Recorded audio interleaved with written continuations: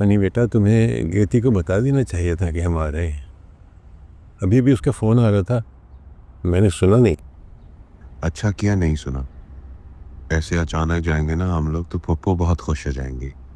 नहीं अन्नी बेटा, तुम्हारे अबू बिल्कुल ठीक कह रहे, तुम्हें उन्हें बता देना चाहिए था। अम्मी ये तो मुझे समझ नहीं आता कि मलिका बेचारी इतना कुछ करती कैसे है। उनके घर में कोई मर्द नहीं है। अगर हम उनको इतला दे देते ना तो बेचारी तैयारियों में लग जाती। ये बात मुझे मुनासिब नहीं लगी। हाँ ठीक कह रहे हो, बेवगी और वो भी इस जवानी में बहुत मुश्किल है।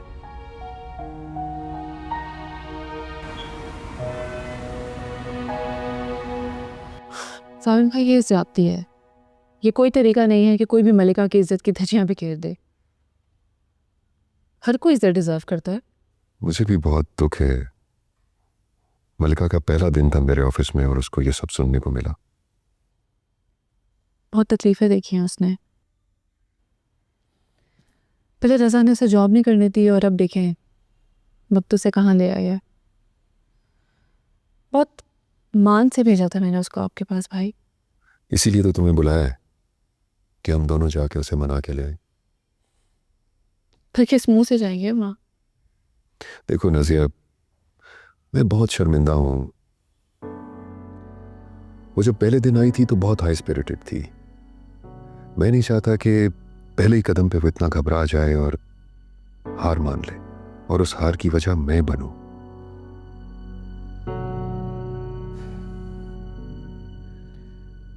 इसलिए मैं चाहता हूं कि मैं खुद चल के उसके पास जाऊं और उसे अपोलोजाइज करूं और हम दोनों कोशिश करें कि उसको मना के वापस ले आएं।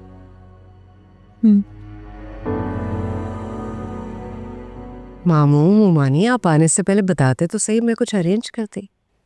भाई हमने सोचा उम्र से आकर अपनी बेटी को सरप्राइज देंगे। आपको बहुत बहुत मुबारक। खैर मुबारक। भाईजान अगर बताते ना तो हम लोग भी एयरपोर्ट आते आप लोगों को लेने। बस ये सब प्लान तुम्हारे भतीजे का था। सारे फजूल प्लान्स इसी के होते हैं। भाई और भाभी बहुत बहुत मुबारक हो। सच में मैं आपके लिए बहुत खुश हूँ। माशाल्लाह से अल्लाह का घर भी देख लिया। मैं तो बस उठते बैठते ना अन्नी को दुआएं देती हूँ कि इस उम्र में उसने हमें अल्लाह का घर दिखा दिया। ये तो है। मैं तो अन्नी के लिए खास दुआ करती हूँ और इसकी शादी हो जाए। बस आप मुमानी जल्दी जल्दी तैयारी करें इसकी शादी मिलके करते।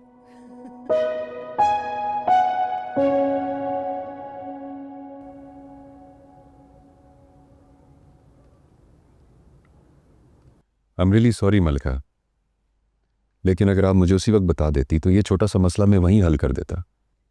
सर आपके लिए छोटा सा मसला है। आई सिंसियरली अपोलोजाइज और मैं वादा करता हूं कि आइंदा आपको ऐसी किसी भी सिचुएशन का सामना नहीं करना पड़ेगा। सर आप मेरे घर चल के आए हैं, मैं आपकी माज़रत भी कबूल करती हूँ and it means a lot to me. पर अगर आप मुझसे पूछे, मैं कंफर्टेबल नहीं हूँ, मैं ये जॉब नहीं करना चाहती। अच्छा मलिका, छोड़ो सारी बातें, तुम घर चक्कर लगाओ ना किसी दिन। शुजा भी हादिया का बहुत पूछते हैं।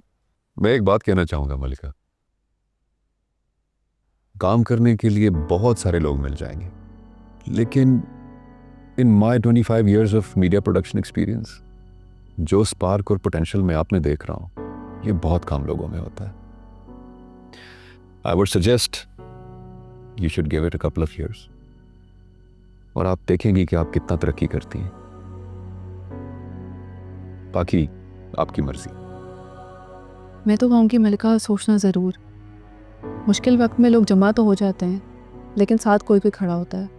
इस वक्त में सिर्फ अपने बारे में सोचो। मैं नहीं चाहती कल को तुम्हें पछतावा हो। तुम काम करो और अपना करियर बनाओ, ये ज़्यादा ज़रूरी है। बेटा देखो, किसी भी वर्किंग एनवायरनमेंट में जब आप अच्छा काम कर रहे होते हैं तो आपके कॉलीग्स आपसे जेलस हो सकते हैं। और हमारे यहाँ तो बदकिस्मती से अगर लड़की है वो जो अच्छा काम करती है तो बहुत आसान होता है उसके बारे में कुछ भी कह देना, उसके किरदार के बारे में। तुम्हें कोई मजबूरी नहीं है काम करने की। मैं हूं ना। क्यों तुम नौकरी करना चाहती हो? फिर भी मैं समझता हूं कि तुम एक समझदार लड़की हो। ये फैसला तुम कर सकती हो खुद कि तुम इसका मुकाबला करोगी या बहरहाल इसे अपनी मजबूरी ना समझो प्लीज।